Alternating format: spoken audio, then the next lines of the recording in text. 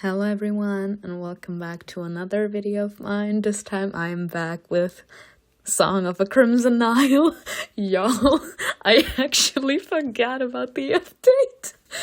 Just thanks to a subscriber, I was capable to find out that the update was here. But anyways, because she was the one that actually made me acknowledge that the update was finally here, I said that she deserves that I start the reaction that she wanted from me, which is Song of the Crimson Nile. And let's be real, I'm actually more intrigued for this one. While there was the Mother of Life appearing at the end of Heaven's Secret 2 in the Song of the Crimson Nile, we got exposed by Livius. I mean, we did leave a few tracks because of...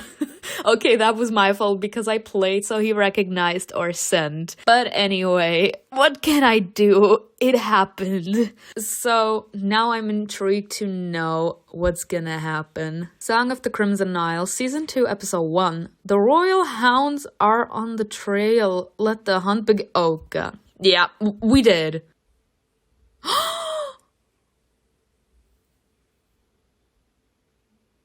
Look at this.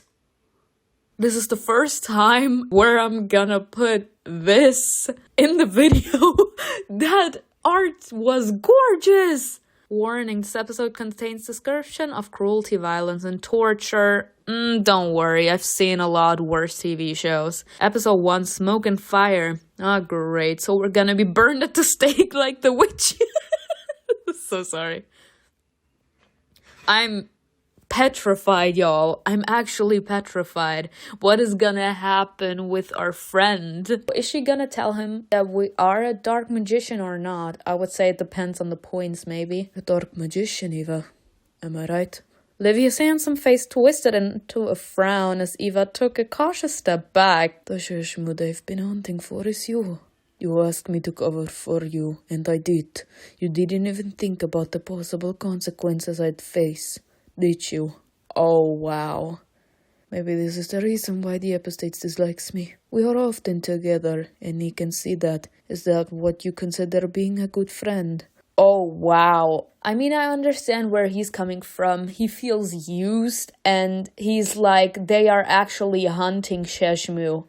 If something should happen, if things should actually get exposed here, and the hunter should find out that I helped you, I'm gonna face the same penalty you are. I'm gonna be hanged as well, not just you. My head is gonna be at the chopping block too, because I actually helped you by covering for you. As in, I helped you keep a low profile. I kept a secret from everyone else to protect you. This is gonna cost me dearly too. But on the other hand, the Epistates dislikes him for very different reasons. I mean, in this particular sense, we kinda did just use him so that we could have an alibi, but it's not that we hate him and wanted him to face any dangerous consequences. But from the looks of it, it actually just seems that we just used him so that we would have a clean slate. But that's not all it is. Like, he actually has the feeling that he's gonna be suspected now because he's always with us. But the Epistates disliked him from the very beginning. This has nothing to do with us. Eva couldn't speak a single word. She didn't know what to say or how to deny it.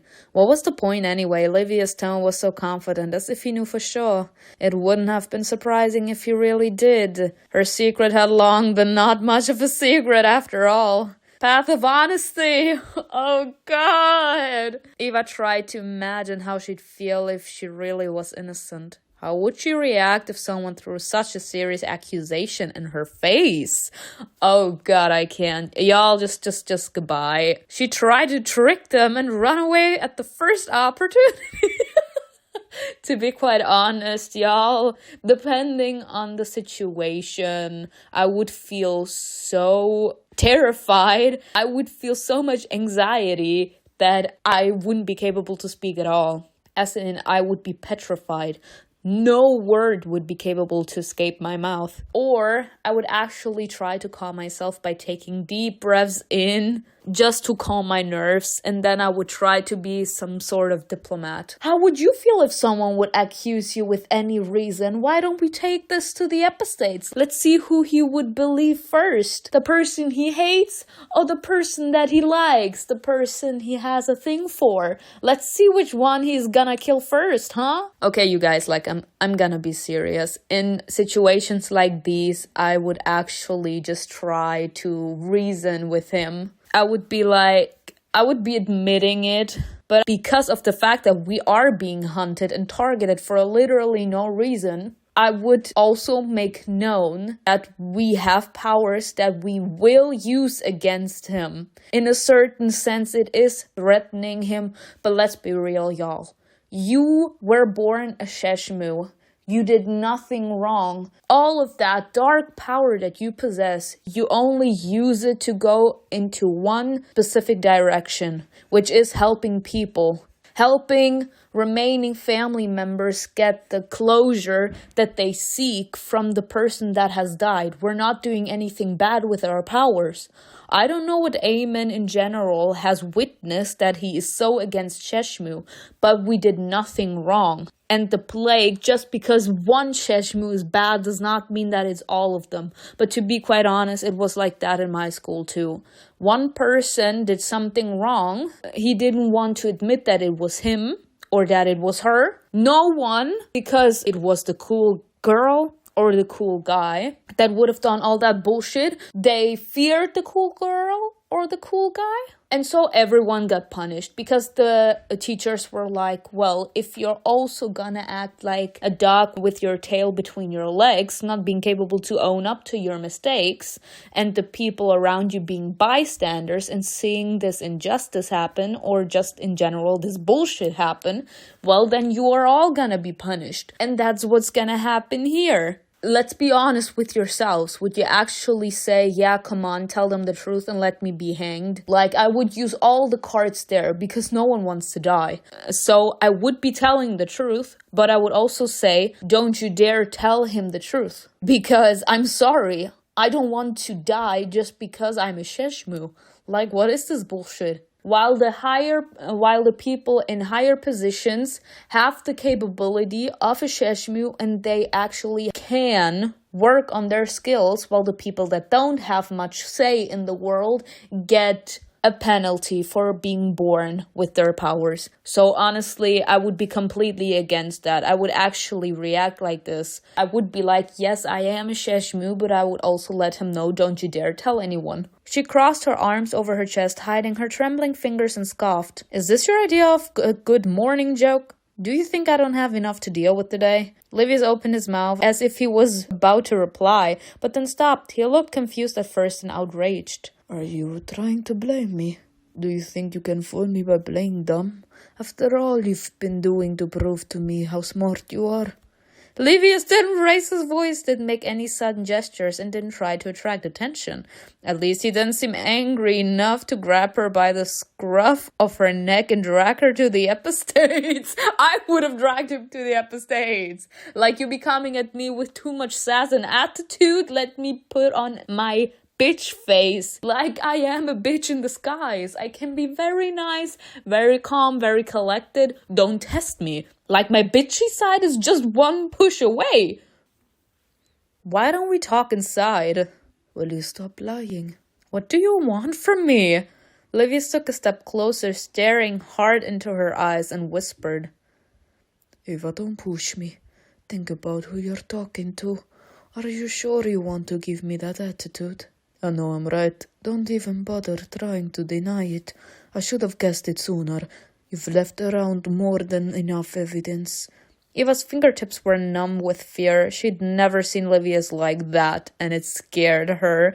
He was rarely that serious. She felt as if nothing could make the situation better.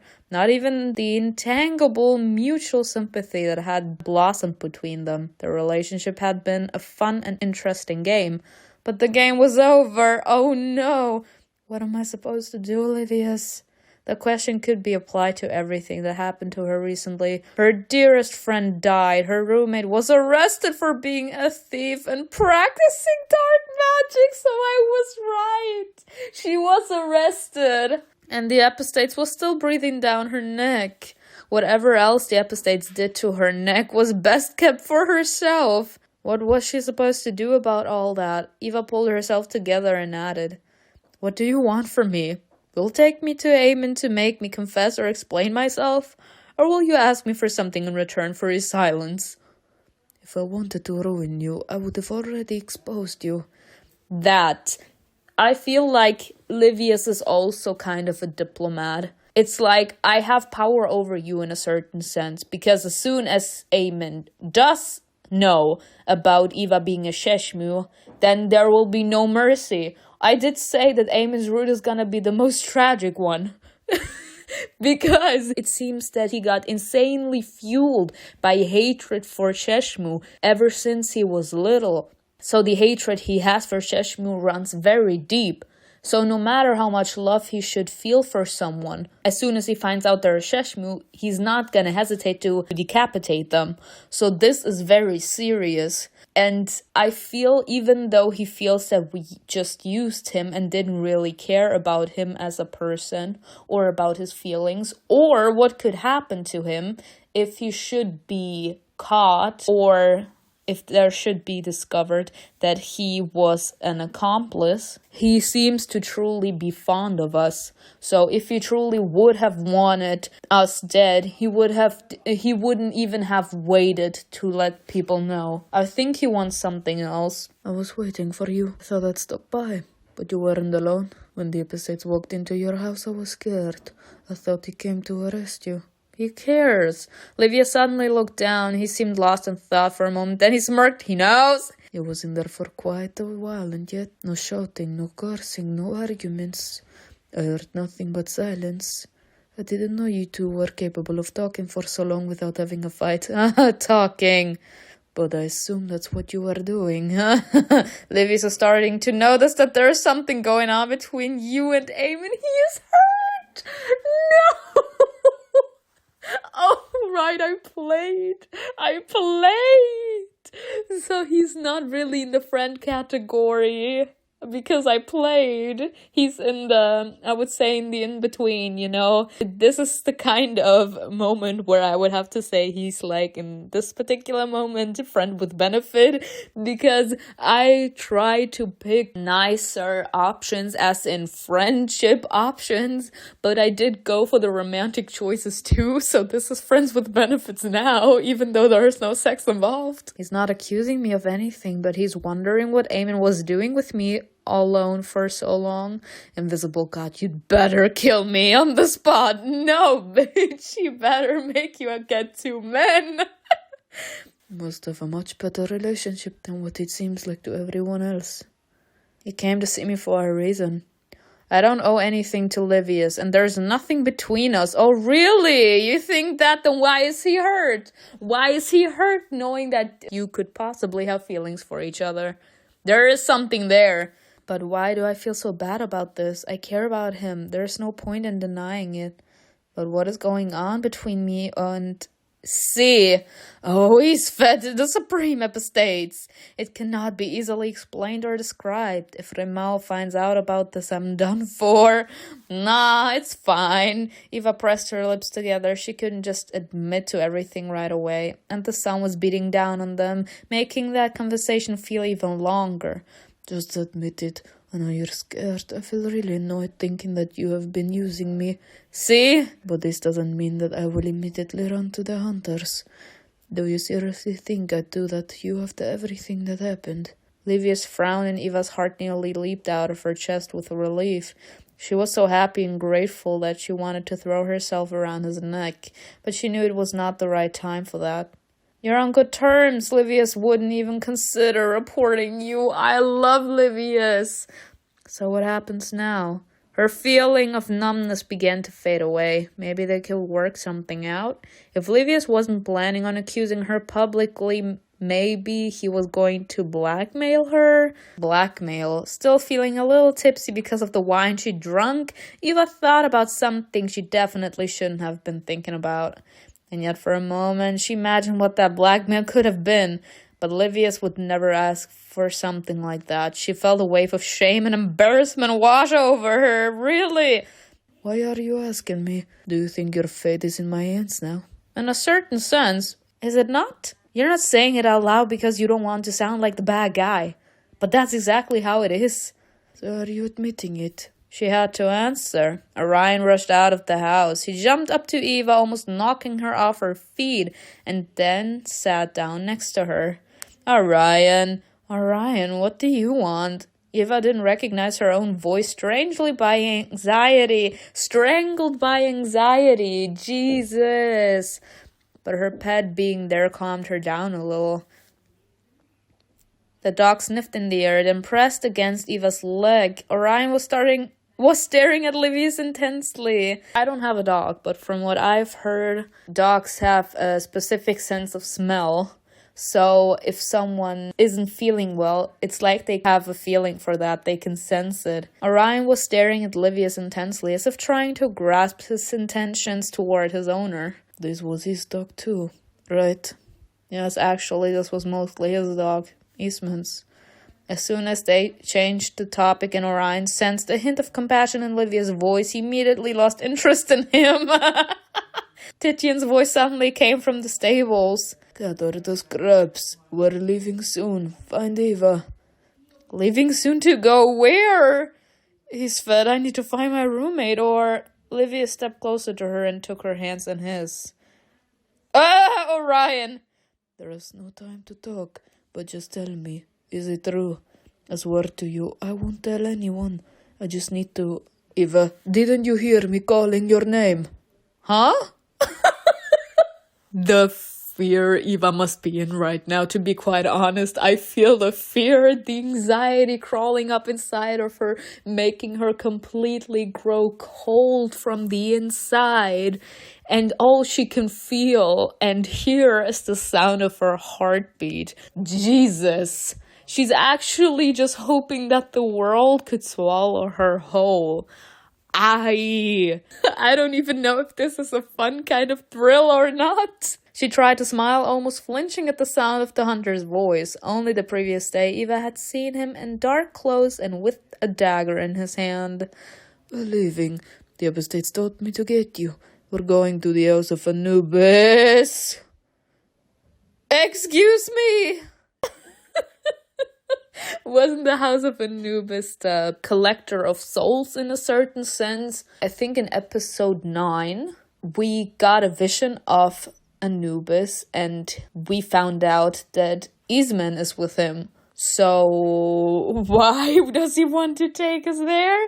She tried her best to look calm. She was doomed. All of us? Livius noticed how agitated she was. Invisible God, she was being so obvious. He no longer needed her confession. I suppose the Supreme Epistate wants to examine everything there and wants you to write down his findings. But what's the point anyway? The apprentice has already cleaned everything up. Livius is helping me again, distracting Titian. He means me no harm. But what if his help comes at a price? Everything comes at a price. But I actually think that he cares enough about us to not do some kind of shady transaction. There is a reason for it, and you're also coming with us. Livius of Bella, follow me. Oh god. We're dead, bitches. Titian led them both to the stables. He didn't seem to care that Eva might have been distraught because of her roommate's fate. He knew Dia had been dragged away, didn't he? Maybe he was the one who did it. He also knew that there was a dark magician in the settlement and that they were the ones who robbed the epistates. He probably suspected Dia to be responsible for everything. Eva lived with her. It may not have seemed important, but the epistates had been suspecting her too. It would have been reasonable for him to think that they were accomplices, which in fact was the truth. And yet Titian behaved as if nothing had happened. He was smiling and throwing glances at Eva just like on any other day. I mean, girl, when you are literally in the lion's den, never ever trust a nice smile. A nice smile can hide so many death threats. So many death threats. Do not fall for the innocent smile, girl. Not the innocent smile. They are not innocent at all. They are looking for blood. They are willing to spill so much blood until they're satisfied. Do not trust the innocent smile he's giving you. He could just be planning how to kill you slowly in his mind. Do not fall for it, Eva. It was confusing. No, it's not.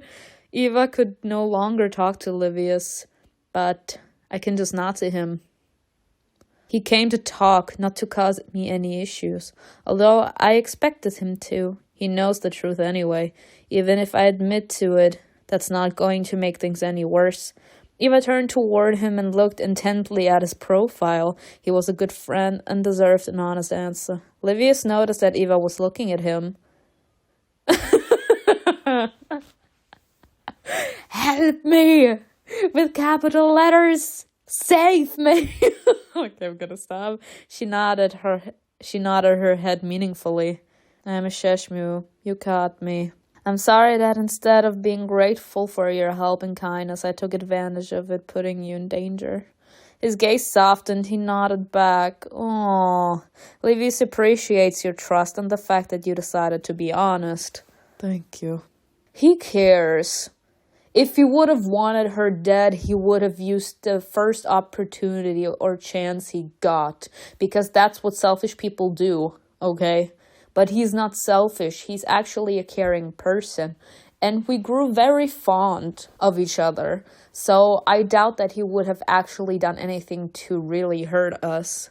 We're going to the house of Anubis, and the Epistates ordered Titian to fetch me in particular. He has already captured Dia, and then started asking me strange questions. This is bad. What if this is what he was talking about at the library? Is he trying to intimidate me while enjoying watching me squirm? What if this is a form of torture? Taking me to the place we met, but not at night, as a Sheshmu and a hunter, but during the day, as a scribe and the Epistates. Livius could see Eva's confusion and fear. She was desperate, but she was still trying her best to keep it together.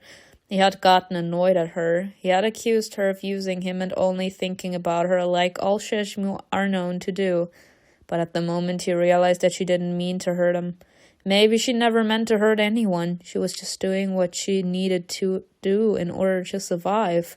That's what you do, because like I said, no one wants to die. And in order to survive, you are willing to go to extremes. Okay? And that's normal. Like, the human body can endure so much level of pain if it truly comes to survival. And we only realize it when we are in a moment of survival. When our survival instinct kicks in, we can endure so much pain, y'all. And I actually am scared for her, because she was willing to endure so much pain.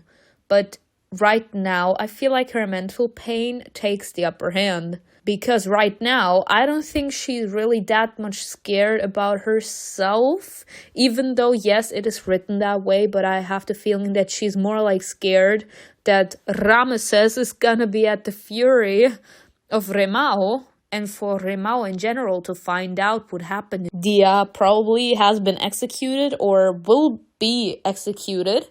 And she's a primary suspect. I am so scared for her. That was hardly a surprise. Her closest friend used to be her only source of support, and now he was gone. Thank the gods that she had found refuge in a temple and was not left to fend off herself someplace worse. All she could do was adapt to the circumstances and try to avoid being caught.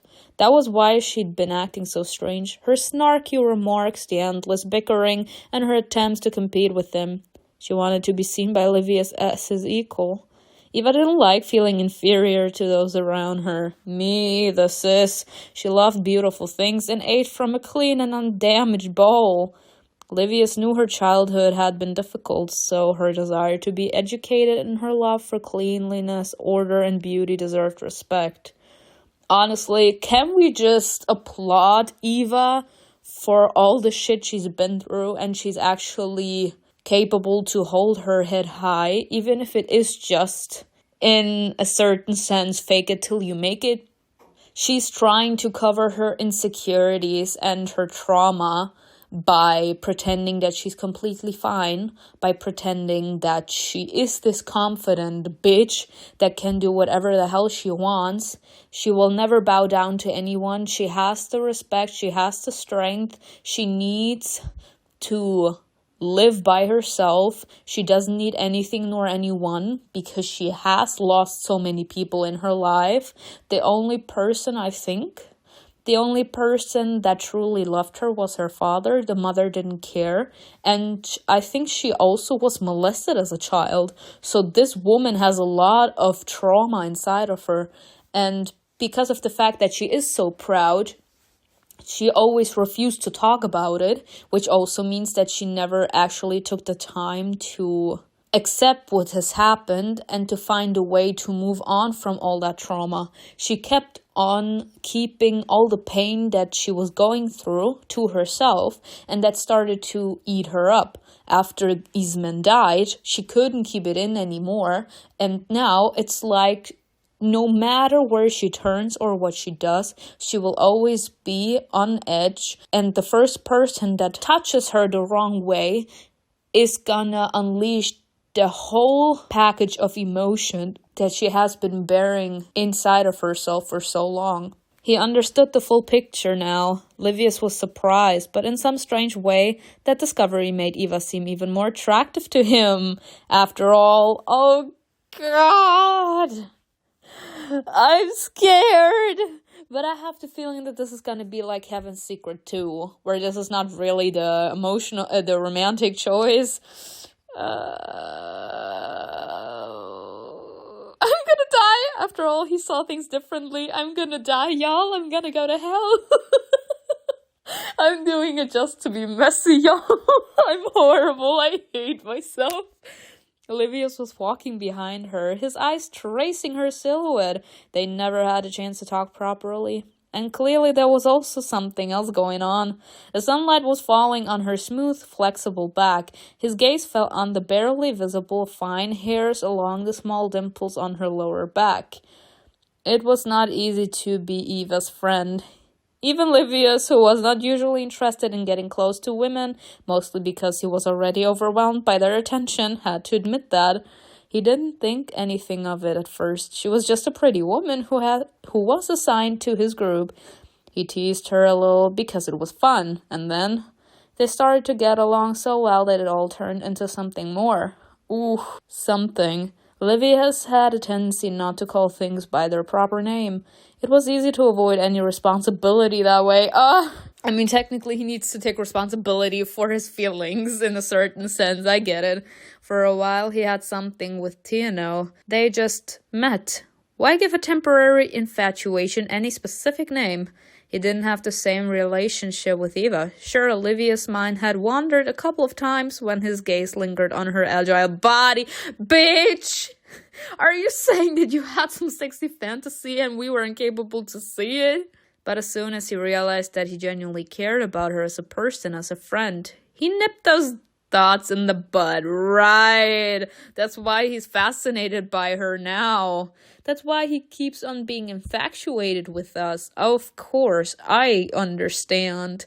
I believe you, Livius. It was hard to fight them off at times, especially as Eva liked to accentuate her beauty in many different ways. At that moment, Livius found himself admiring her back.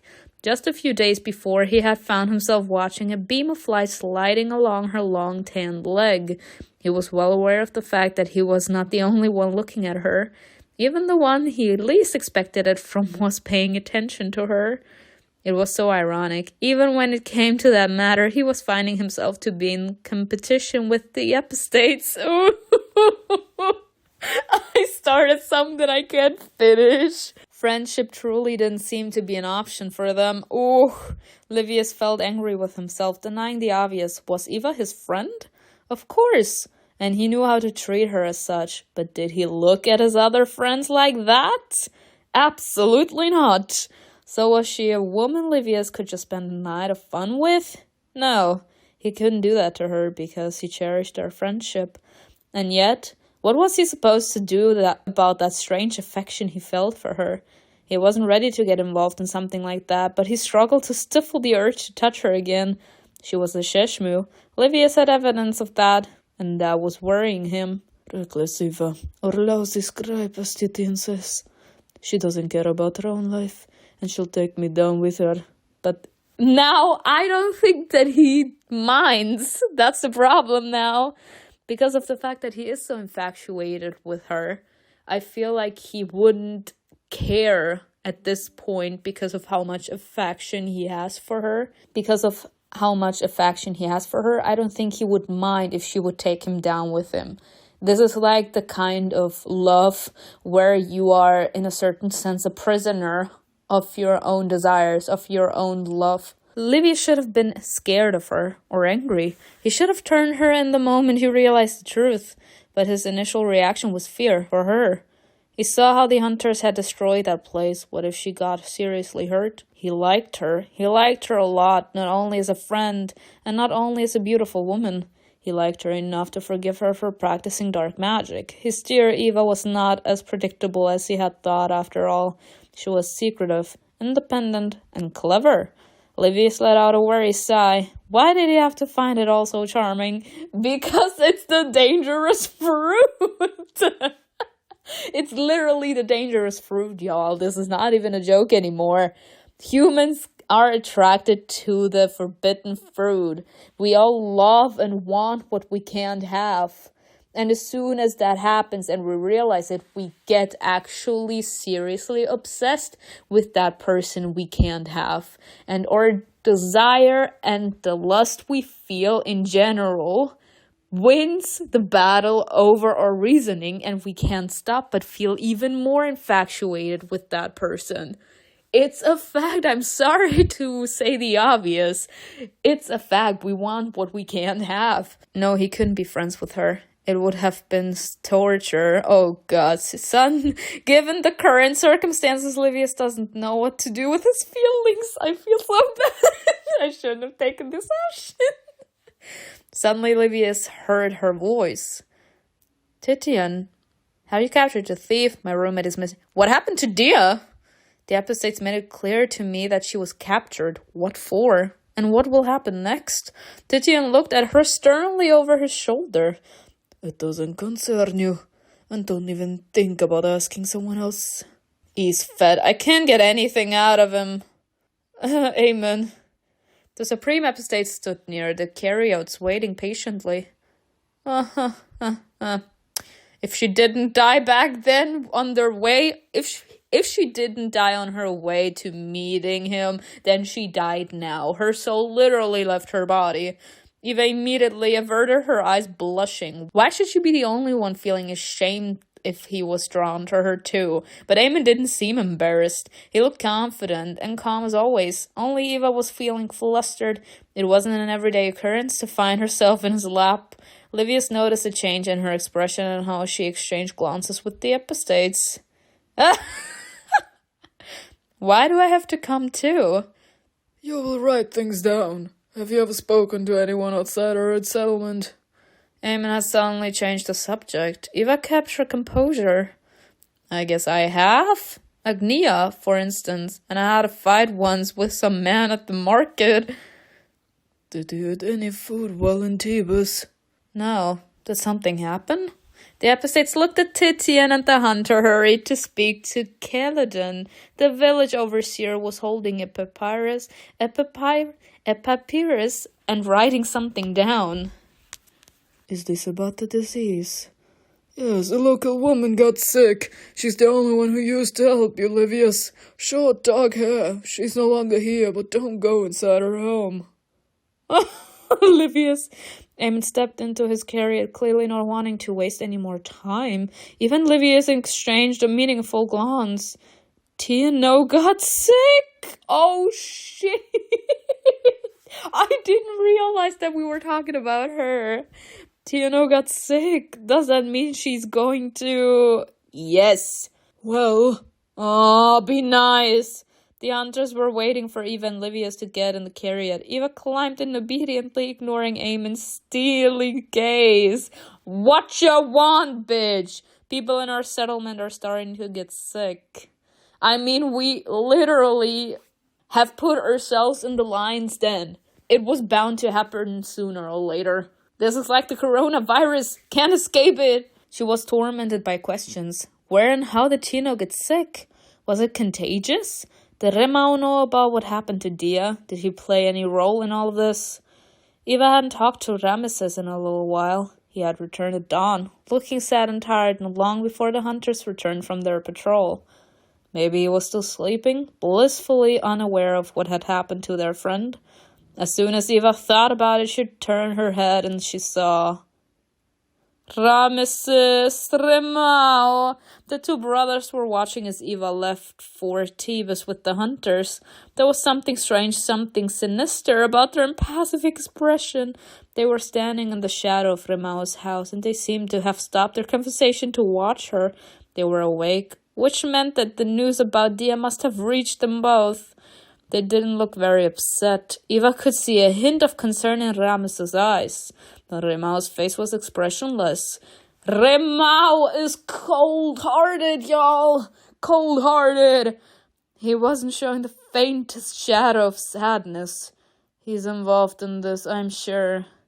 Given how much trouble she caused him, and I was the one who told him about all her problems, it would hardly be a surprise. But maybe it's not my fault if she got caught. Dia didn't hide what she was doing very well, and yet she was the first one to insist that we needed to be careful.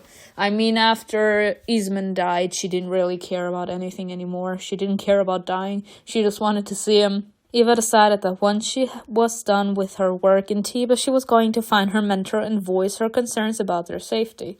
Maybe it was time for them to get out of there. They could cut off all ties and just escape. But she needed to look at Eastman's body first. Eva felt uneasy at the thought of running away, though. It felt as if she would have to leave behind too much. Emma would immediately know the truth if she ran away. He turned the whole country upside down to find her. And Livius wouldn't forgive her either. If only she didn't care about them, she could have gone to hide somewhere far away. But as things were, running away would have been too painful for her and would have brought her more trouble than happiness. Eva, you care about Eamon and Livius, and there's nothing you can do about these feelings. The plan was for Eamon to go inside and inspect everything. He was going to stay outside and take notes, and Livius was going to wait for them to finish so that he could go back to his work. He had been told he couldn't go to his office until the Epistates had finished his inspection. Afterward, they were going to go back to the temple, where Eva had to catch up with all the work she'd missed while recovering. It was somewhat cruel that they didn't assign it to someone else, but waited patiently for Eva to feel better just to dump on her everything that had accumulated over the past few days. She didn't know how she was going to manage to sit there and write diligently while everything around her was falling apart. Dia was as good as dead. There was no way the hunters were going to let her go. The Epistates had seen to Sheshmu, so his search was going to continue. He was going to get even more suspicious, or maybe he was playing a game Eva didn't yet understand. Why did the Epistates enter the room alone? Titian put a board, some papyri, and a reed pen in front of her. He wanted you both to stay here, which means he doesn't trust either of you. Uh-huh. And he trusts you because you are also outside, right? Where there's smoke, there's fire. Titian was clearly not afraid to speak his mind. Neither am I, so don't test me, Titian. I've already seen what he does when he inspects a place. Livius must be talking about the time in Epistates Amos' tome. Back then, Eamon also told me to get out before he carried out his inspection. I had convinced Livius to tell me what he did in there, and it turned out it was nothing special. He just examined the floor and the walls. What was so remarkable about them? What am I supposed to write down then, Titian? Eamon is doing something upstairs, but how am I supposed to know what that is? Write down that the whole squad examined the house. That's it? Why the secrecy? I need to find out what's so special about the Epistate's abilities and what to watch out for. I see the rumors about his famous instinct are true. You can see and find what others don't, right? It's prohibited from writing about it. Do you really think I'm going to discuss it? Also, it is a secret. I can't. I love Livius. Embarrassing. I don't even know his full name, but I've heard 1,000 times that he has a unique instinct to track down dark magicians. Livius was trying to steer the conversation in the right direction, even giving Eva some clues as to what she should ask about. It looked like he was trying to help her. Titian likes chatting, just like Livius. If I find the right approach, I could learn something useful from him. What if it saves my life? Eva looked down at the papyri. She began writing, dipping her reed pen in ink, and then asked, "Try to get Titian to talk if you can." Oh god. If he has such an instinct, why didn't he capture Dia earlier? The pharaoh must have given him some amulets. It's all lies. He doesn't have any instinct. He made the rumor up to be more intimidating. To be quite honest, I have to. Eva waved her hand carelessly, almost knocking over a bottle of ink with her elbow. Aemon is intimidating as it is, but you hunters want people to be afraid to even say his name out loud. So you came up with a way to make people fear him. You think he needs that? No, someone like him doesn't have to try to intimidate people. Then why has no one ever seen any proof of this infamous instinct of his? Because it concerns no one but him and his prey. Do you think he's going to talk about it openly? The nature of his instinct is a secret. Only a fool would lose such an advantage. Titian grinned, thinking he had put Eva in her place. Then he raised his eyes to the second floor to the window of the embalming room. Livius understood what had just happened. Eva was pretending to be disappointed, but inwardly she was rejoicing. So he has a secret advantage after all. And he's using it right now. Why am I so happy about it? If it's true, he'll figure everything out. But how does it work? And why didn't he find anything in the tomb last time? You managed to get some information out of Titian. Y'all, keep that in mind for later in your life, bitches. Provoke as much as you can. Livius leaned his back against the smooth wall of the building, crossed his arms over his chest, and watched Eva as she wrote.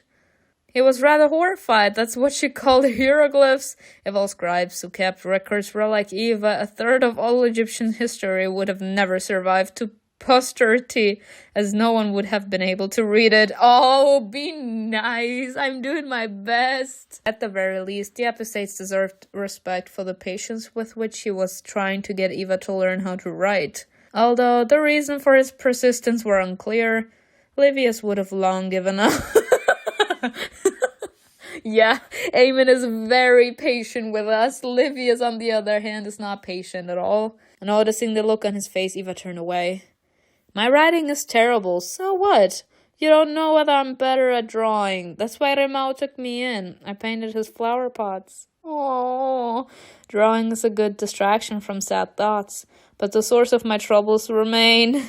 She decided to make the healer smile so that he would stop looking at her with that puzzled and critical look in his eyes. They still needed to talk, but it was not yet the time. Looking up from the papyrus, Eva admired her creation. Aww. I'm so sorry. Her drawing bore a striking resemblance to the epistates. She also added a caption that read, "Grumpy old man, damn." Eva moved a little to the side so that Livius could see her drawing. At first he wanted to laugh because it looked funny, but then he frowned instead. Despite everything that was going on, Eva still had enough energy to draw and make jokes. Livius knew she was strange.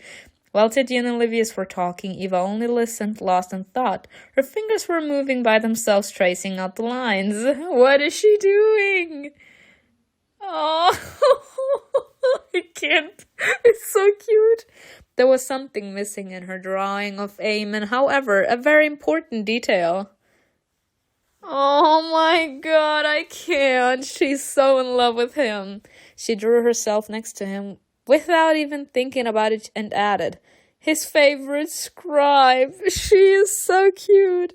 We look good. The main thing is not to give this papyrus to Aemon by mistake. She began to roll it without even letting the ink dry. It's gonna be destroyed, bitch. Eva wrote a brief summary of what they were doing that day on another papyrus. The whole squad studied the embalming hall. That one was for the epistates. So that Gardia was captured. She was not in my group. Yes, Evitis. Yes, Evitis here was sharing her house with a filthy Shishmu. We've been keeping an eye on her for a long time. For a long time? Yet she managed to drink iboga every night and wandered somewhere with these men. He's lying. They weren't watching her, or they would have found evidence and captured her long ago. Titian nodded in her direction. Eva felt annoyed. Why was he refusing to answer her questions but immediately shared everything with Livius? So it's true. But what makes you sure that she's the right person? Titian barked out a short, harsh laugh. Who's your person, Eva? Do you feel sorry for her? Sheshmu wouldn't feel sorry for you. The priest of this house had his tongue cut out because he made the mistake of helping them. Sheshmu don't like to leave loose ends. Livius froze, his expression no longer bored. The priest of the house of Anubis, the man who welcomed him and gave him everything he needed, had his tongue cut out. Cut out? That's what the dark magicians do when they're afraid someone may get to them through other people. The priest helped them, and this was his reward. They cut off his fingers too. How will he live with just stumps? The best healer in Thebes is now crippled for life thanks to the dark magician and your friend in particular. Wow. Eva felt shocked and scared, but silently continued to collect her supplies. Rema always told them that dark magicians played terrible, deadly games. Now she realized what he meant. There was only one logical conclusion. If Eva made a mistake, her tongue and her fingers were also going to be cut off? She thought about Remao again. What happened to the priest was definitely not Dia's doing, so who else? After all, her mentor was the one who asked the priest for help. But Remao looked very calm when she last saw him. Could it be possible that he had mutilated his old friend just like that? Eamon appeared at the window and nodded to Titian. The hunter let everyone else inside. I don't like anything that is going on right now. Everything looked different in the light of day. Eva looked around the room, noticing new details she hadn't before. Everything had been put back in its place. Meanwhile, Eamon was watching her. He watched the way she entered the room and how she looked around. Suddenly their eyes met. He was standing by the window. She was in the doorway, just like they were at night, but their roles were reversed and she was now wearing a mask. Now they could clearly see each other's expressions. It felt ironic. Be it night or day, nothing could change the truth of the matter. They were destined to always stand on opposite sides. Like I said, the forbidden fruit. This kind of reminds me like Romeo and Juliet. Opposites, yet the desire is so strong that they can't do anything but to give in to desire. Does it have to be always? If he was an ordinary man and I was an ordinary woman, how would have things turned out? Are you done with your inspection, XP states? Can I go back to work? Eamon nodded reluctantly. Eva still didn't understand what he could have possibly achieved with his inspection. There's nothing left for us to do here. He didn't look particularly pleased, and that gave Eva hope. I guess his famous instinct failed him. If it didn't lead Eamon to me, then all may not be lost yet. I can try to sort out my problems, get in touch with Eastman's Ka, and then... Let's head to the temple. We need to get this over with as soon as possible, Eamon. We've pressing matters waiting for us back at the settlement. They can wait. Those matters aren't going anywhere. Why is he smiling? Eamon turned away, adjusting his cape and heading outside. His grin made Eva's skin crawl. Eamon was talking about Dia. Epistates may borrow dear Eva for an hour. Eastman is gone, but I still need help with Iberian recipes. The Epistates frowned, putting his hands on his hips. Be jealous all you want, bitch. You said it never happened. So you need help. Titian, why don't you give your favorite healer a hand? You praised him so much, now you get to work with him. He said everyone but Eva. He said everyone but Eva, y'all. He knows. He knows the desire between me and Livius too, because I play. If it's necessary. Eamon had guessed Livius wanted Eva specifically and didn't want to let him have his way. But I asked for Evitus. Why ho? Oh my gosh, are we seeing the new expression of Eamon, ladies and gentlemen? Eamon looked at her. Why are you looking at me? Me? Tijin should help him. We can leave you two alone. Honestly, though, that was my first reaction. Why are you looking at me? Why are you looking at me? If you're talking about me, why are you looking at me? Let me be. Eva arched an eyebrow. I didn't volunteer to help anyone. Are you not looking forward to doing our healer a favor? Why would I? I look forward to going back to my bed. Me! And staring at the wall. I don't care about anyone's papyri. Period! Shut up! Fine, stay here. Tijin, wait until she's done and bring her straight to the temple afterward. No detours. She is to sit in the library and write. Eamon ordered one of the hunters to collect all the papyri and writing supplies and another to prepare the carrots. Try not to waste any more time, Livius led Eva away. Y'all. I can't. The healer's spacious office was lined with cabinets filled with bottles, and his desk was littered with papyri. The expensive furniture suggested the owner of the place was a wealthy man. Not everyone could afford a desk and chairs, a carpet, or a sofa.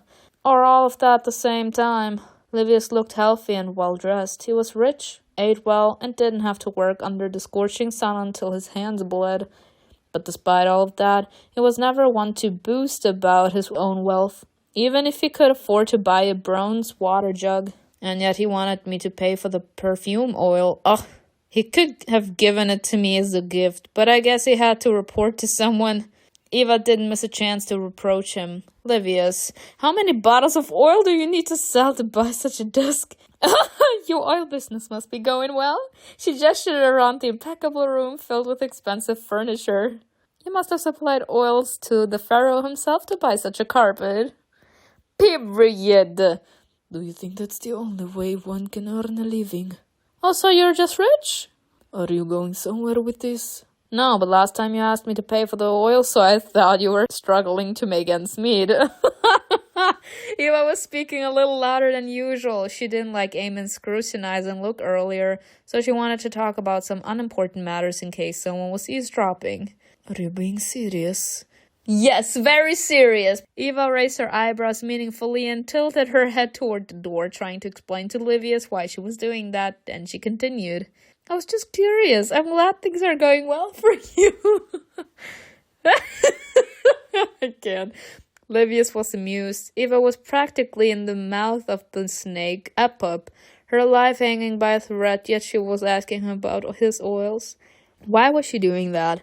Was she just blabbling because she was nervous? Or was that one of the consequences of the difficult childhood in the Egyptian countryside? The man clapped his hands and called out. Ers, where are you? Huh? Eva heard footsteps coming from behind one of the doors leading to the office. It opened just a crack, and a woman appeared in the doorway. Excuse me? She's pretty, though. Did you call me? Livius pointed at Eva. Meet Eva. The woman glanced at her and smiled enigmatically. The Eva? Oh, he talked about us. He talked about us. Hush. It looked like Livius had told his friend about her. Who is she and why haven't I seen her before? Oh, jealousy. Eva, this is hers, my main assistant. We came up from Bella together. Without me, he wouldn't be able to clean up his mess. Stop it, will you? Actually, I happen to be the famous healer. Yes, exactly. And you're here to help me keep quiet. I'm the third wheel. I have a task for you. Livius turned to Eva and said without looking away. I need you to bring here the most beautiful outfits and jewelry that you can find. Take the ones we bought in Memphis or Athens, or look for something new at the market. Come back as soon as you can. Are you trying to clean yourself up to charm this beauty? Hers turned to Eva and gave her a warm, genuine smile. She's Isfed, she's nice. Or is this the power of flattery? We aren't allowed to wear clothes that weren't made in our settlement. Have some from Memphis and Athens. People don't get sick there. Stop wasting time and please do what I have asked, alright? But your Eva deserves the best clothes. Are you kidding me? Hers shrugged and left. Livius was exceptionally generous and he clearly wanted to impress her. He had won her over, but it wasn't thanks to the clothes. He wouldn't dress up someone before getting them killed, right? It's time we get this over with. I'm standing here as if I'm waiting for Osiris' judgment. Eva sighed, walking further into the room so that no one could hear them. So, she turned to Livius and raised her eyebrows. You know everything. My fate is in your hands. What are you going to do? What am I going to do? Do you really have to ask? Why do you think I'm talking to you? I'm not blaming you for anything. I'm only trying to understand. Understand? How you found yourself in this situation? What happened to you? What obligations do you have? Whether it was worth putting me at risk? I want to figure out how I can get you out of this. That's why I need to know the details. You're in trouble, dear. Levis wants to know everything because he emphasizes with you. Aww. Eva lowered her head, fighting back tears. She didn't expect to hear something like that from anyone other than Eastman. Aww. Livius wants to help me. Not the tears! Stop with the tears! Livius wants to help me, even if he's lying, and the episodes will barge in as soon as I open my mouth. I still want to be honest with him. I might die, but at least I will share this burden with someone. How did you find out? For the last few days I have been trying to remember where I've seen you before. Livius put his hands behind his back and began pacing the room. Because when I met you, I couldn't remember where I'd seen your face. Why would you remember? It was the first time we met. Eva sat down on the sofa, and Livius settled down next to her. You said that your fate is in my hands, yet you keep lying to me. I saw you in one of my dreams. Eva smirked. He couldn't possibly remember her. People never did. In the eyes of the sleeper, one romances were part of their dream, faded in the background, and no one ever paid attention to them. Besides, that dream was not his, but Tino's. He's bluffing. Does he think I'll fall for it? I mean, it's the only way if he knows. So do you often see me in your dreams, and how do you like it? What exactly? What we do in your dreams? What we... Eva, that's not the type of dream I'm talking about. You were there. Why are you lying? Because you shouldn't remember me. This just does not happen. But then dark magicians shouldn't dream. If there's something wrong with me, maybe something is wrong with Livius too? Birds of a feather? Livius frowned unkindly. Eva was testing his patience. I don't remember what the dream was about, but when I thought about it later, when I was sure of your real identity, I realized. Tino left me alone so suddenly, right after she came from Hermopolis with you. The first time we met was in her dream. Am I right? Eva leaned back on the sofa and looked at Livius astonished. Did he remember their meeting in someone else's dream? That was impossible. Are you sure you're just a healer and not another epistates? Tell me everything. Eva's story was brief. She told him about her life with Eastman's family, who could barely make ends meet, even before taking on an extra mouth to feed. Eva painted pots and sold them at the local market to help out, and that was where she met Remao. She told him about how she earned money and studied, how she tried to save up because she wanted to buy something for her friend's parents. Sometimes she would treat herself too, about how she focused on her studies, moved to the temple, and wound up visiting Eastman's parents less and less. Part of the reason was also that her childhood home wasn't far away from theirs, and she just didn't want to go near it. Open up. I lived with Eastman's family because I didn't have a family on my own. Did something happen to them? No, I don't know. I ran away. I suppose you had a reason. He asked about it as delicately as he could. She nodded but waved it away. That's a story for another time. You open up to Livius, he will remember it. Your relationship has improved. Oh, we love to see this. It's so cute. After listening to her, he remained silent for a long time. Based on what she told him, he could have thought that Eva was not going to be of much use to him. She had neither connections nor knowledge. Nothing. But Livius thought otherwise. He suddenly asked, Do you have a plan to deal with the Supreme Epistates? No? Livius nodded as if that was the answer he'd expected. He smiled and asked again. So how do you plan to escape from him? When the Epistates finds out, I will. When? Path of high renown! I know what you're saying. You already figured it out, right? Well, there's no doubt about that. I was hoping you'd know too.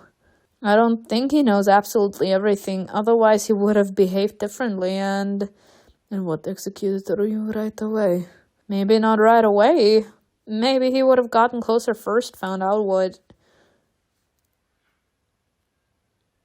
Amy once spoke about the mentor and his brats. Are we the brats? There are several of us, not one. And the mentor could be Remao. What's going on? Livius crossed his arms. He needs you for some reason. Or maybe he's waiting for you to give yourself away. I'm sorry, Eva, but you're a small disposable prey. A small disposable prey? He needs you for some reason. Eva felt a hot wave of bitterness and anger wash over her. Yeah, because she actually likes him. And even though I think that he likes her too, maybe right now all she can see is that small fact that he needs her because he wants to get something out of her. And she's just gonna think that he's using her, and she actually felt turned on by this man. Why was she surprised? That's how their relationship has always been. What was Eva hoping for? Am I his prey? Is that how it is? He's just playing with me? Is he using me to catch someone more important than me? Maybe he thinks I'll lead him to the elders, the dark magicians who cursed Thebes. Can you? I don't know anything, Livius. I don't even know who killed Eastman. Still, be careful with the apostates, Eva. They're still alive only because he wants you to be. As to why, I hope we can figure out a solution before we get an answer to the question. Oh God, me too. Eva squeezed the fabric of her clothes. Maybe he wasn't sure yet, but suspected her. Or maybe he was weaving a trap around her. If that's the case, he's doing great. I wonder what he knows. That knowledge would help us a lot. I'll try to help out, but you shouldn't be idle either. How will you find out? He doesn't even like you. Speaking of which, did you ever find out why? He doesn't like that you're telling him what to do because you're young and life has been nothing but kind to you. Seriously, that's it. To have to suffer to be allowed to tell him how ridiculous the round of Forcheshmu is. Eva shrugged her shoulders. You kept your promise and told Livius what you learned. Your friendship has improved. I love it so much. We'll figure something out and don't put on so much oil. Haven't explained to you how to use it correctly. You only need a few drops. It's very strong. Are we talking about oils again? Yes, if I were you, I would listen and not use so much of it, especially when you're fulfilling a commission. Livius, did you smell me? If only you hadn't poured out the bottle on yourself. I wouldn't have been able to. And if only you hadn't appeared in my dream and been lying on the floor in that tomb. Eva, are you sure you're trying to hide the fact that you're a Sheshmu? How lucky for me that the one who discovered me has such a great sense of humor. Sadly, we can't say the same about the apostates. I loved their relationship. When hers returned half of the time Eva was given had already passed. Livius whistled when he saw the pile of clothes in his assistant's hand.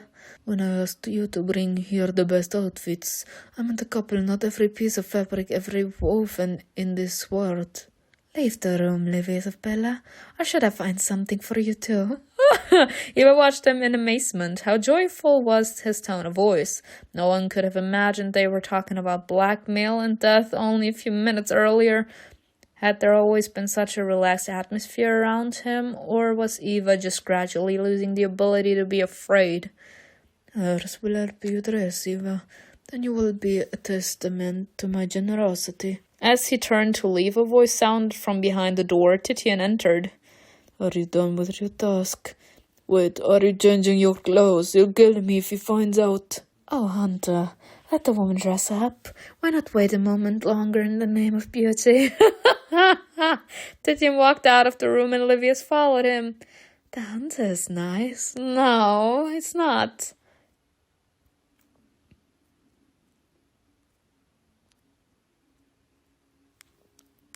I'm gonna take this one.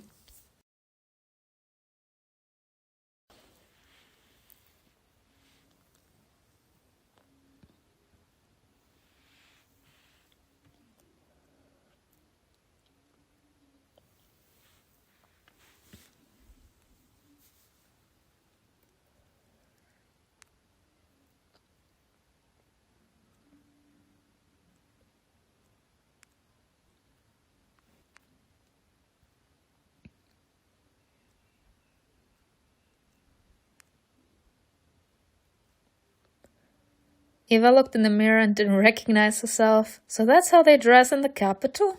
It's a pity you're not there. You're hiding here in Upper Egypt when you should be shining in Memphis. Livius returned to the room. They didn't have much time left, so he asked Hers to distract Titian a little longer so that he wouldn't rush them. Hers had silently left the room, tactfully leaving them alone when Livius turned to Eva to say goodbye. Eva spoke first. Is this going to change things between us? What are you talking about? Livius approached his desk and sat down on the edge. My occupation. Why would it change anything? Have you been hurting people? No, never. Then nothing will change. Another thing is... Livius put his hands on the desk and looked at Eva. He then tilted his head, a faint smile curling on his lips. For things to change, there must be something there to be changed. Is there something going on between us, Eva? Oh, wow. This choice will significantly change things between you. And since this is my Amen version, I need to say no. Something is going on all around Thebes, Livius. This is literally such a burn, y'all. I love Livius so much, I feel so bad. A crazy Sheshmuhan, for example, or people dying of the disease. Do you find this funny? I'm scared. You're one of the few people who don't want to hurt me. I would like everything to stay the same. I don't want dark magic to scare you off. Livius noticed that you decided to keep your distance. He feels the same. If you have nothing to hide, and you don't hurt people, it won't scare me off. Besides, we have the reason to meet as soon as possible. I'm sure you haven't forgotten your suspicions about Isman's death, and I'm worried you might come up with some foolish plan. Please try not to attract attention to yourself and just do your job, because Titian is right. Now they have seen both the smoke and the fire. They are on high alert for a reason. You shouldn't give them any reason to dig deeper. Shortly after, Titian led her to the temple of Amun-Ra as he was ordered. The hunter pointed in the direction of the library. Go in. I'll bring you the morning notes later. Am I on my own? Where is Ramesses? I don't know. I don't care. Eva nodded and motioned to leave, but after thinking for a moment, Titian stopped her and asked, Eva, tell me something. That girl in the house of Anubis, was her name Hers? Did Titian take a liking to Livia's assistant? That's funny. Her name is Hers. She is from Paella. Are you interested in finding out more about her? Titian crossed his arms over his chest, considering his answer. If he admitted to it right away, Eva was surely going to start teasing him. If he replied vaguely, she was going to get bored with the conversation and he wasn't going to find out anything. What do you know about her? All I know is that she has a lot of beautiful clothes and works with Livius in the house of Anubis. I often see you around the healer. Does this girl accompany him? Woohoo! I'm so sorry. I'm living for love. No, never. She's just his assistant, nothing more. You should ask her yourself if you're interested. She said you were cute. Cute? That's what she told me. Thanks to you, Titian's interest in hers has increased. Okay. Titian didn't say anything. He nodded proudly and left. He nodded proudly. Of course, this man has been buttered up. Eva was riding alone that day. The first time she visited that library, it felt fun and noisy. Ramesses and Dia were somewhere near her, and Isman was also very close, exchanging glances with her. As uncertain as her future was, it didn't feel quite as bleak as her present. Where was everyone? Why were all those people gone? Why was Eva sitting in that damned hall all by herself? Isman died, Dia was captured by the hunters and was probably tortured, and Ramesses seemed strange, almost as if he had fallen under his brother's spell. Suddenly a pile of papyri landed in front of her. Huh? For you. Come see me later, I have a punishment waiting for you. Huh? He gave Eva a long look and then walked away back to his office. She looked at the papyri for a few moments, wondering what she was being punished for that time. And then it dawned on her. He's fed my drawing! The drawing! Oh god, oh god, oh god. Oh, because we wrote his favorite scribe? Sir, don't be that dramatic. She quickly searched through the scrolls trying to find that ill-fated papyrus. Svet! A couple of lines ended up being smudged, but it was not all. Eamon had added to her drawing. He had crossed out the caption she'd come up with. Uh-oh, what did he wrote? What did he write? And replaced it with something else. Now the drawing read his favorite scribe and her favorite master. Oh my god. What is that supposed to mean, her favorite master? Because I'm scared, y'all. I'm scared for her. So now when I see master, I can only think of him wanting to sexually punish us. I have the feeling that this is him like, I'm pulling your strings. You do what I want and everything will be fine. If you don't, I'm gonna show you what I'm capable of. I'm your master after all. Eva recoiled from the drawing, staring at it. She blushed. Did he write this himself? What could it mean? Your faction will affect the future development of your relationship with these men. I can't keep lying to myself. She buried her face in her hands, feeling exhausted. Eva hated herself. She was so close to being executed. She needed to grab her belongings and run away without looking back. But all she could think about was the Supreme Apostates. She was being so foolish. And yet Eva couldn't fight that feeling. No matter how hard she tried, it was stronger. You admitted to yourself that you're tormented by your feelings for the Apostates. Tormented is an understatement, bitch. Seeing that little detail only if it was just an ounce of attention from him. All Eva wanted to do was run to his office. Run there and then what? It was a foolish thought. Livius was right. Eamon must be aware of everything. Maybe it wasn't passion that she saw in the apostate's eyes, but bloodlust. But her heart had a will of its own. He told me to go see him later. Was he testing me? Did he think I wouldn't dare going? I am not scared, and I will prove it. We are not going down without a fight. She rolled up the papyrus, put it away, and went to find the Supreme Apostates. You better do it yourself if you want me arrested. When Eamon told her to come in, Eva stepped inside his office. He clearly didn't expect to see her. Surprise flashed across his usually impassive face. He was standing in front of his desk and immediately put down the papyrus he was holding. What's the matter? Do you want me to stay or leave? Is that what you came to ask me? I came here to try to understand you, Apostates. She was still standing on the threshold, ready to turn around and disappear immediately if she saw any hints of his displeasure. Eva herself didn't know how she had found the courage to go see him.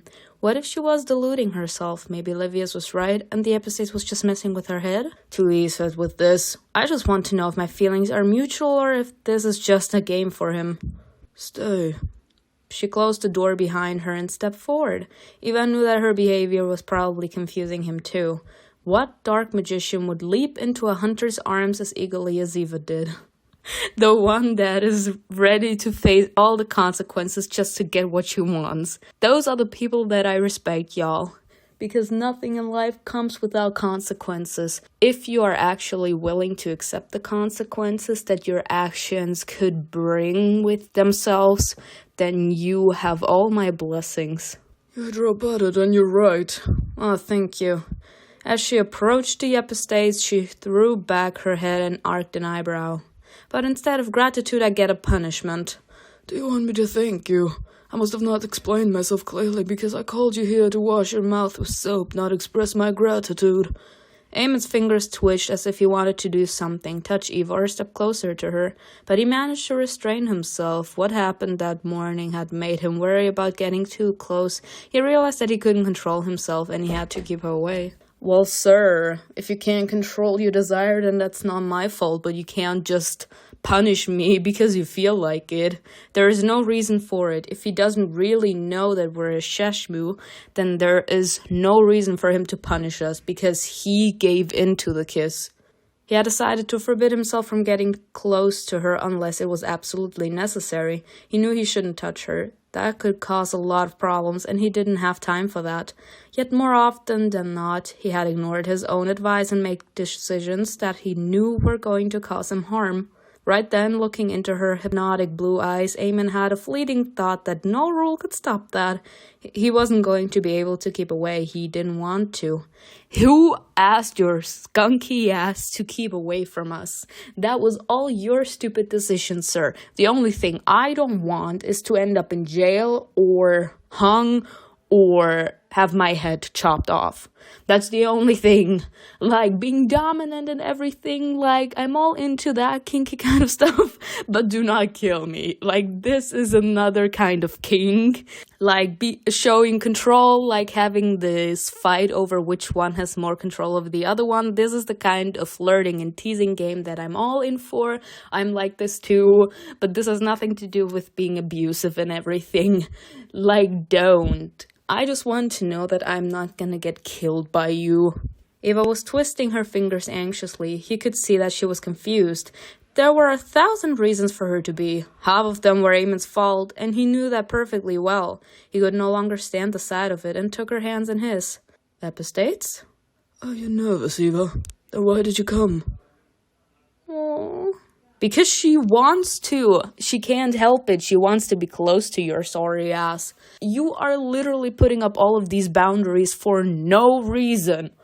Like, what I do behind closed doors with my partner is none of anyone's business. As long as I do my job right and I don't use my status as your girlfriend to get any kind of privilege or try to act like I'm above everyone else just because you chose me as your girlfriend when you could have so many other options, then there is no problem.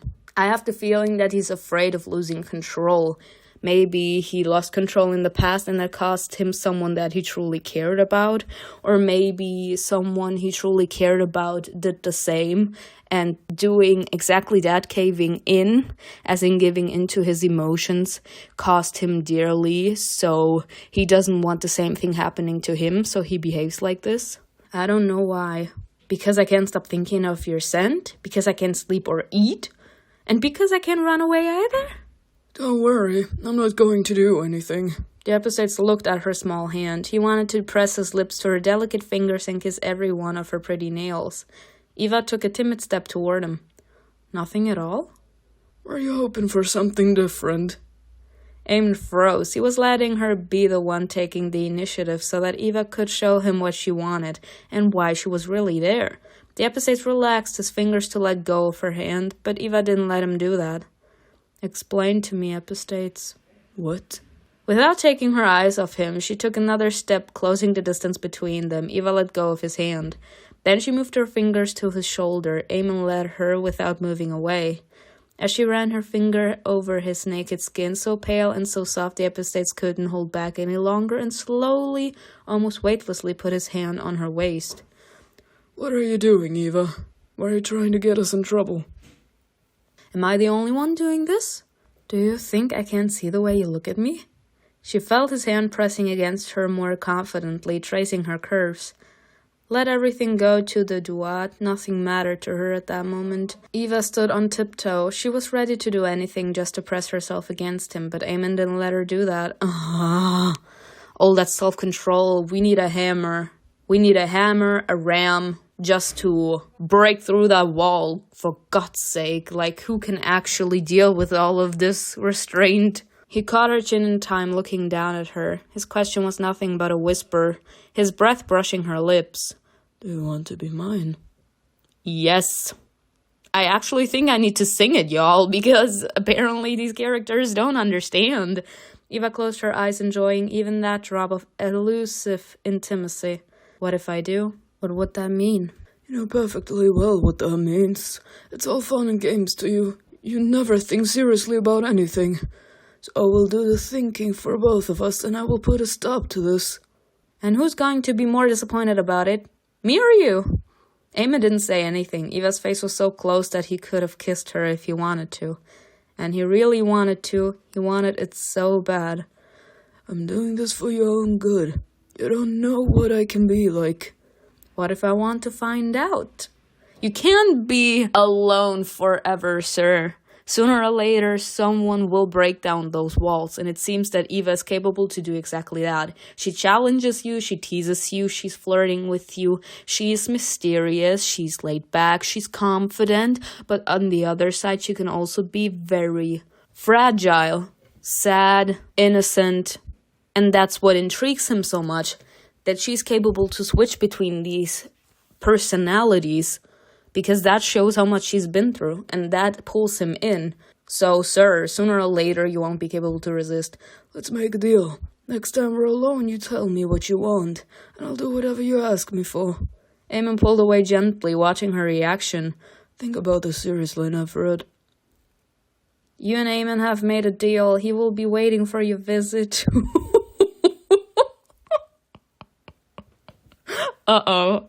Uh-oh, please don't let me decide, because, you know what happens when I decide.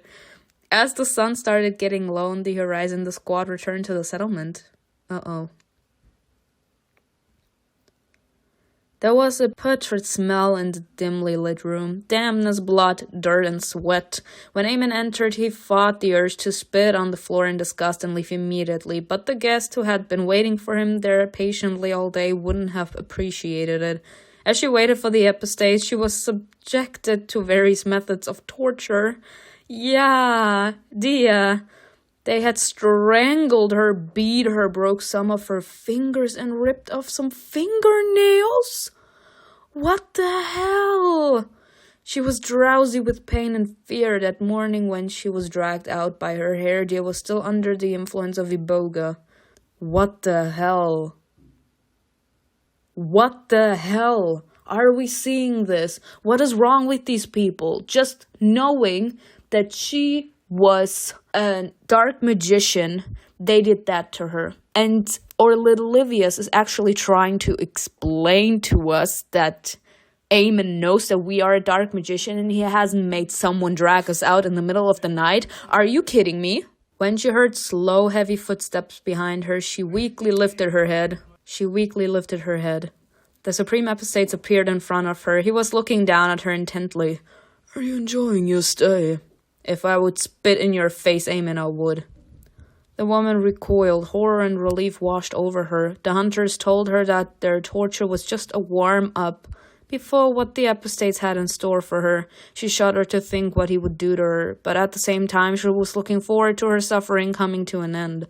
Yeah, the more suffering, like I said, there's a tolerance to pain for every single human being. If that tolerance has reached its peak, you faint or you die. Depending on how psychologically stable you are, I would have to say, because the more torture you endure, the more psychologically weak you become. So, if she actually has reached a peak to her tolerance to pain, she will die. A long tool flashed in his tattooed hands. This is what we're going to do. For every wrong answer, I will rip off one nail. When you have no nails left, I'll switch to your fingers. When you have no fingers left, we'll think of something else. What the hell? Epistates. Dia couldn't even speak. Her voice was hoarse after screaming all day. If Dia is still conscious by the end of the interrogation, it will affect the plot. A dark magician. Yes. She nodded. There was no point in lying. At this point, not. Let's keep going. Ramesses is a dark magician. Oh, God. I fear what I'm gonna do. Oh, God. People, I'm so scared. What if I expose every single one of these people? Y'all, this is actually... Oh, God. Y'all, I'm gonna put a thing on this. Like, for those that are a little more sensitive than others, please skip. I'm gonna literally put this in the description box. Jesus Christ. So we're supposed to expose every single one? What the hell? Eamon shook his head, moving the tool to the next nail. You're not doing very well. I cannot. He jerked his hand sharply. Dia shuddered and screamed. This is horrible. Dia has received a new injury. Let's keep going. Ramesses is a dark magician. So we're supposed to expose everyone. Wow. What is this bullshit? Dia looked down. Eamon's voice was so confident, it didn't even sound like he was asking. Right answer. There was no point in lying. Remo's an old dark magician. Yes, we're gonna expose everyone, like, why not? Starting to get the handle on this. That's right, save at least a couple of nails for tomorrow. What the hell? Is Evertus a dark magician? What is this? What is this? What is this? Yes? No? What is she? Angered by her silence, Eamon threw the tool at her feet. He grabbed her thin neck with his huge hand and began to squeeze. What the hell? Dia has received a new injury. What the hell is this? The epistates felt no sympathy for her sobs and breathless pleas for mercy. He watched in silence as she wheezed, growing weak in his death grip. What is wrong with this man? Suddenly he opened his fingers and Dia took a deep, shuddering breath. One more time. That night in the house of Anubis, it wasn't you, was it? I know it was Evertus. What is this kind of nonsense, y'all? What am I even watching? What am I even playing?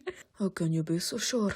There was such a commotion. I didn't see her height or physique. I did say that he was looking at her legs. When Eamon was in that hall, he was looking at the female Sheshmu's legs. And when we were in the room, as Evitis and Eamon, as in not as the Sheshmu and the epistates, he looked at Evitis' legs. So he was actually analyzing it, trying to connect the dots. Eva's a bit strange, but I don't think... Titian was the only other hunter in the torture chamber with Eamon.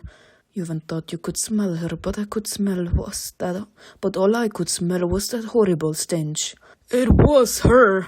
He was literally analyzing that female Sheshmu. She wouldn't have gone to the Evu at night. And look how short she is. It was Eva. The epistate was maddened by the thought he could be mistaken, and it was driving him crazy. He wasn't going to rest until he had a clear answer. Eamon could somehow justify himself until that morning. But when the squad came to capture Dia, and the epistates didn't see Eva in the other bed, an absurd thought flashed through his mind. What if she had run away at the first sign of danger? I mean, sir, are you seeing what you're doing to Dia just because you know that she's a dark magician? What the hell?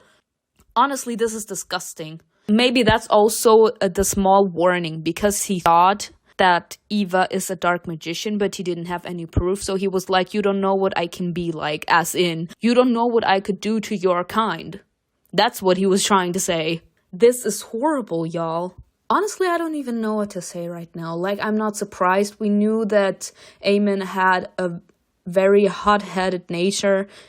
We know that he's insanely impulsive and very authoritative. Like, he does not allow anyone to talk back to him. And if he has to torture someone to get the answers he wants to hear, as in, like, a huge oppressor, then that's all. Then that's what he's gonna do. He won't care. Just because someone was born with a power, they are being tortured while the people that are in the higher ranks are actually being praised for being born with that power. I cannot, y'all. He imagined it so vividly that he was ready to give orders to go searching for her. But when he entered the house again later and found her sitting at the table as if nothing had happened, Eamon realized he was already in too deep. You inspected the Igbo earlier today. If it had been her, you'd have seen something. Eamon looked down as if thinking. Everything seemed as clear as day, but there was still something that didn't add up. I didn't see anything, and I didn't see anything on her. I looked closely. Dia's holding on for now. She can hear the episodes talking. This will affect the plot. So that means that she's gonna be capable to get out? Maybe Remote really planned for her to only be a scribe. That might be why she's so bad at it. He was too busy with his brats to actually teach her. I find it hard to believe she's a Shishmu. She likes to wander around, but so she's just helping them. They literally believe that everyone is a Sheshmu, but Evitus. This is hilarious. Then why would she need a mask and a cloak? To pass for one of them? No, it can't be that. We have to wait for her to reveal herself. Their mentor would have given her away at the first opportunity. Since he didn't, he must need her for something, or maybe she's just going to be next. Renown! Suspicion level low. The hunters are waiting for you to make a mistake. Oh, nice. Right. Necromancers don't bring just anyone with them while they fulfill a commission, and she had a barret ring on. I saw it with my own eyes, so she must have gotten in touch with the soul. The episodes roughly turned Dia's face toward him, squeezing her cheeks. He wanted to see how long she would last. He couldn't let her die. Eamon was planning for a public execution. I did say the chopping block, y'all! I hate myself for being so good at this. Like, sadly, y'all, for thinking that everything is predictable, you always need to expect the worst. What's the worst execution there is, y'all? Shooting you in the head, you don't really feel anything, because you immediately have the bullet in your brain, you're dead. A chopping block is worse, because you are actually being led to the chopping block, and a public execution is where actually the entire country is gonna be there. They're gonna witness everything. They're gonna boo at you on your way to the chopping block. You walk, you are insanely exhausted because they actually have tried to keep your nutrition to the minimum so that you wouldn't be capable to run away or fight. And then they're gonna slowly put you on the chopping block, and the nerves already at that, waiting for the pharaoh to come there, sit down, and count down before before that knife comes down on you. That's the most horrible way to be executed, y'all. Are you too weak to talk? I don't know, sir. Why don't you ask me again after you ripped my entire nails off? I'm sorry, y'all. Like, right now, I am not a fan of Eamon. Ooh. In order to get what he wants, he's willing to hurt so many people. This is horrible. Like, you need to know when to stop. Eamon ordered Titian to bring some water. There was no mercy in any of his words or actions. He only needed Dia to stay conscious and survive the night. I will find out what she really does and what they need her for, no matter what. Did you hear what she was screaming on the shore? She spoke about dreams. Eamon remembered the morning when Eva found her friend's body. He hadn't really listened to what she was saying. Her lost, lifeless stare had consumed all his attention. He wondered if he was going to see that empty stare again when life was going to set them against each other. What expression was she going to make as she realized whose hands were about to take her life? This literally reminds me of Malbonte. This literally reminds me of the situation we had with Malbonte in season 2, episode 6. Because he literally said, we're on opposite sides now. I love you, but I'm still gonna take you to Blake. This is exactly what's going on here. Would Eamon torture her as mercilessly as Dia, or? Yes, she believed that it was one of her dreams. But none of it adds up. But maybe she blurted it out absent-mindedly. Maybe she's not used to not dreaming. Titian was finding it difficult to discuss all that with the Supreme Epistates, but for the only woman he'd seen Eamon warm up to. In all the years he'd known him to end up being involved with dark magicians. How ironic that was. I want to see the full picture. Their mentor is panicking, just like I wanted. Soon he will bring out or Hetera to the elders. I told her everything. The priest from the house of Anubis must have been an elder too. That's why his tongue and fingers were cut off. He could have said too much, but Remao made sure to tie up any loose ends. That foolish man didn't even realize he was the whole reason for our hunt in Hermopolis. I had been wondering for a while where he had ended up after running away from Memphis. They were looking for him? They were looking for Remao the entire time? What are you going to do with her? Eamon turned to Dia. Her blood-stained hair was sticking to her sweaty, dirty face. But then a jug of water had been given to the epistates. The hunter brought it to her lips and asked, Remao is a mentor, and you and the boy are his two brats. Who's Eva to you? There was silence. He calmly took the jug away, poured some water into a cup, and threw it in Dia's face. One more time. She barely moved her parched lips. Eamon brought the jug to her mouth so that she could take a few small sips, but there was silence. Again! This is gonna cause a deal, y'all. Alright, look like we'll be working all night long. Eamon didn't ask her again. He just held out his hand for Titian to give him a sharp tool. After a few minutes of screams, the epistates felt tired. He didn't enjoy torturing people. I believe that. He thought it was the least interesting part of his job. He wasn't fazed by the blood, the crunch of bones as they broke, and the screams. There was no excitement in it. Oh, really? So you're that aware? Just stirred. Sooner or later, they all gave up and started talking. Or writing. Some of them were already missing their tongues because their fellow Shishmu had already worked on them. Aemon loved hunting much more, planning his next moves and capturing his long-sought prey. The other hunters usually handled all minor tasks while the Supreme Epistates and his squad were out looking for the Elders.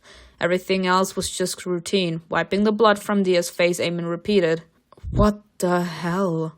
How does Eva help you? Dia growled. She didn't want to give her friend away. She had realized that for some reason the Epistates wasn't so sure about Eva's identity, as he had been for the others. She wasn't going to help him no matter what. Dia understood the situation because you helped her and didn't let her go insane. There, that's what a real friend does. I'm gonna beat your ass if I have to. But you need to understand that I'm there to look out for you. I want to protect you. Even if you can't see it right now, I'm gonna be willing to help you fight. Even if you should hate me for some time. I know that I did everything I could to protect you and look out for you. And as we can see here, it was appreciated. Aemon forced a grin. Titian sighed. A long night awaited them. You're tougher than the boy. I'm pleasantly surprised. Aemon took a rope. He began wrapping it around his hand, his burning eyes scanning the room for his favorite work tools.